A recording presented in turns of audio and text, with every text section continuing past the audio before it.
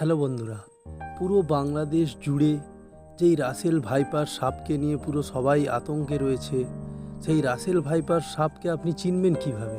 এই Russell viper সাপকে চিনতে হলে আমার এই ভিডিওটি পুরো সম্পূর্ণ স্কিপ না করে পুরোটা দেখুন, তাহলে বুঝে যাবেন। রাসেল ভাইপার সাপ এটি এমন একটি সাপ, কাউকে যদি কাটে তার নিশ্চিত মৃত্যু। তবে এই রাসেল ভাইপার সাপ আমরা চিনব কিভাবে?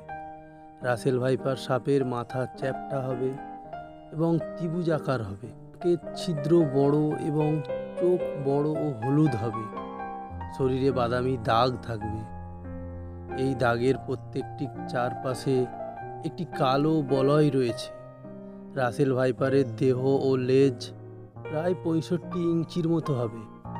এশিয়ার মূল ভূখণ্ডে গড় প্রায় 47 ইঞ্চি। গবেষকরা বলেছেন, সাম্প্রতিক বছরগুলোতে বাংলাদেশে রাসেল ভাইপারের সংখ্যা প্রচণ্ড হারে বেড়েছে, যার অন্যতম কারণ একটা জমিতে একাধিকবার ফসল ফলানো। আগে বছরে 2-1 বার ফসল ফলানো হতো, আর বাকি সময় পানির অভাব থাকায় পরিত্যক্ত থাকতো সেই জমিগুলি। 90 দশকে সেচ পদ্ধতির উন্নতিতে প্রতি বছর 2 থেকে 3টি ফসল ফলানো হয়, ফলে জমি কম সময় পরিত্যক্ত থাকে। তাতে করে সারা বছর খেতে ফসল থাকে।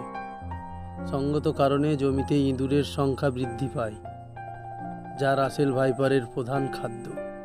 ফলে বিষধর সাপের সংখ্যা বেড়ে যায়।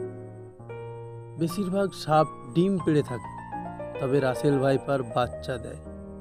একটি স্ত্রী ভাইপার 20 থেকে 40টি বাচ্চা দিয়ে থাকে, তবে 80টি পর্যন্ত দেওয়ার রেকর্ডও রয়েছে সেই রাসেল ভাইপার সাপের।